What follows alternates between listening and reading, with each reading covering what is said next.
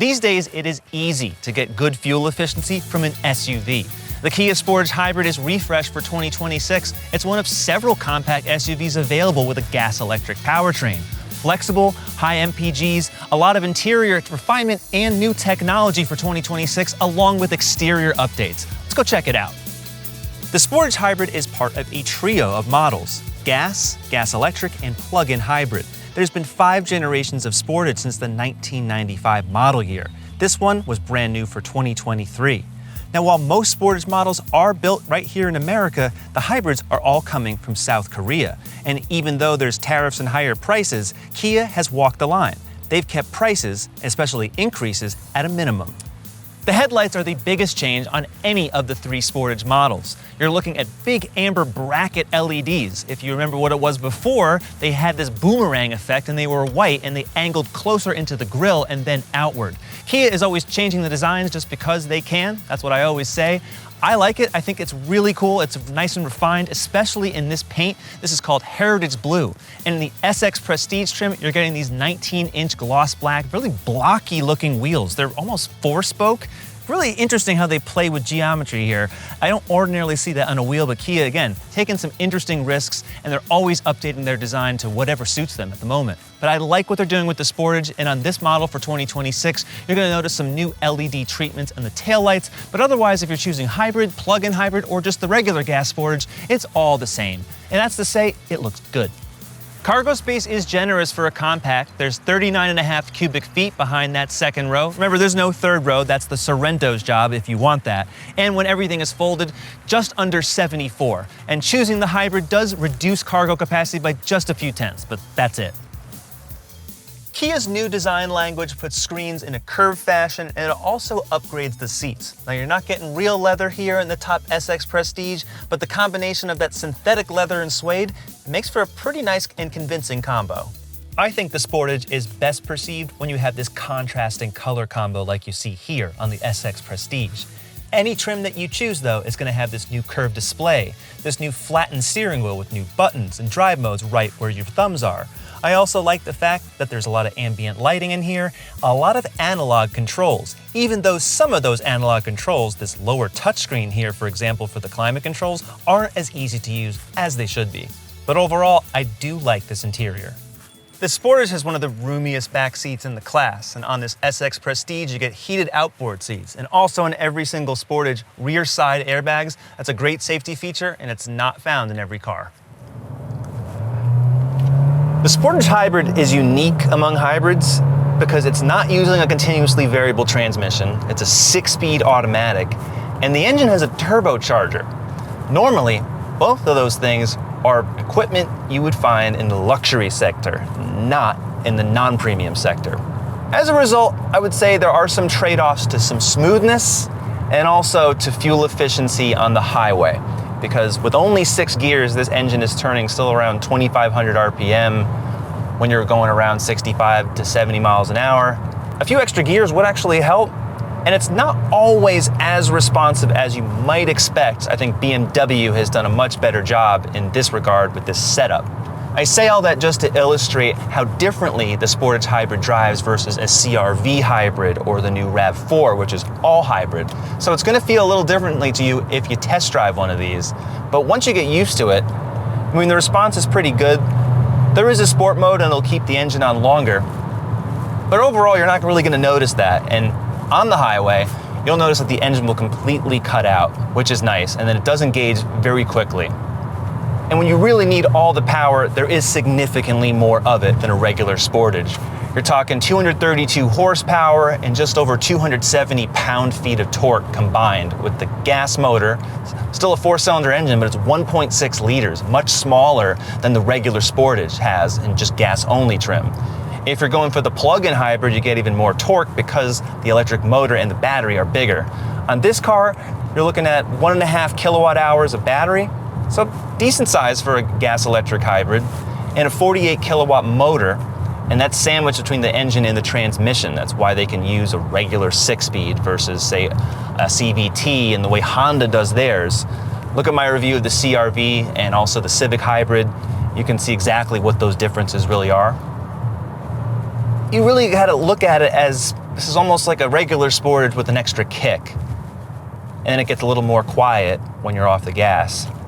So it drives differently, but yet these days, the CVTs are not really as terrible like they used to be, if you remember how the hybrids always were. Now all the competition has similar levels of power, but I would say they're even smoother, especially in the Honda. So Kia doesn't have the best powertrain anymore for this, and also that's evidenced by the fuel efficiency you're getting. With all-wheel drive, you're looking at about 35 combined. Good ratings still, but the Toyota now is many mpg higher than that, and really it's not as good, I think, as it could be now. All these numbers are ratcheting up. If you're getting the front-wheel drive Sportage, you're looking at over 40 mpg combined, and that's great if you're in some more warm weather states. If you're spending this kind of money on an SUV, I think you really should go all-wheel drive. Now the driving dynamics are just okay.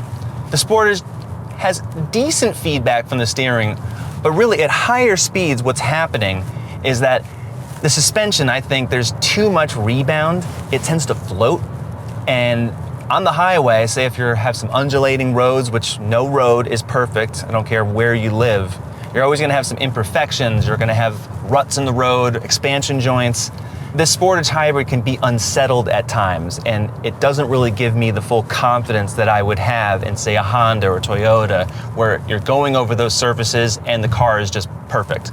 This just kind of unsettles for just a little bit. You feel it in the steering, you feel more movement in the suspension. It's a soft riding suspension, no problem there. This is not meant to be a corner carver, anything sporty, so I'm fine with that. It's just that the body control really should be improved. It's not noticeable as much at lower speeds, but on the highway, I just don't get the same sense of security that I've gotten in, say, the Telluride, for example. That car really has everything buttoned down. Here in the Sportage, I don't know. I think there needs to be better chassis tuning. And at this stage of the game and what Kia is charging, I would expect more. Again, it's good, don't get me wrong, but even just there, I feel like there's more toss. They should tighten up the spring rates here. That's really what they need to do. I don't think they need to throw anything away, because the chassis itself, I can tell, is good. It's solid, but really suspension tuning is still the hardest thing, and it is, of course, the most subjective thing on a car. Someone else might find this to be perfectly agreeable, but I would say after driving the RAV4, and we've tested those cars, the CR-V, and a lot of the other competitors in the segment, even the Rogue has so much better control. But as an everyday driver, the Sportage Hybrid is still pleasant. It's nice in here, the colors are good, the tech is easy to use, it's easy to see out of, the seats are comfortable. So many of these things on a day-to-day basis really hit. I think they do. If you're looking at a lot of other cars with all the screens that are in front of you, they're a little tough. The only thing I would say, and I will explain it later, the climate controls and all of the shortcut buttons are on one screen, so if you don't look properly, you might be adjusting the temperature when you think you're adjusting the volume. That's a really big ergonomic misstep, but once you get used to it, all the other controls in this car are pretty good. New for 2026 is terrain mode, and you can cycle that with buttons on the steering wheel here. You got snow, mud, and sand, which I'm not gonna use today. But I like that Kia puts these buttons on either side. You get the regular driving modes with your left thumb. You got the off-road modes, more of the slippery weather, on your right. Yeah, the Sportage Hybrid's just okay on the turns. Not bad when the road is perfect, which we all know it never is.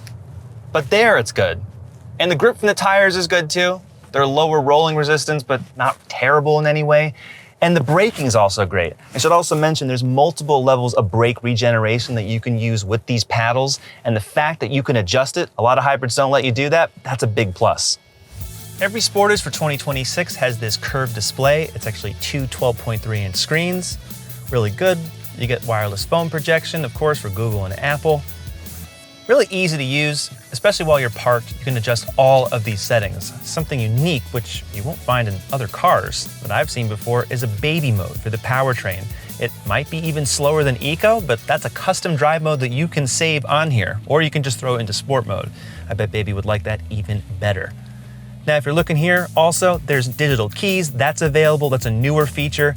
other new features here, more driver assistance. Highway Driving Assist 2 is now available on here. This is the top trims. So you're getting lane change assist, you're getting speed change that happens automatically. There's also over-the-air updates, and that was not possible before for all of the computer modules on here. I do like that.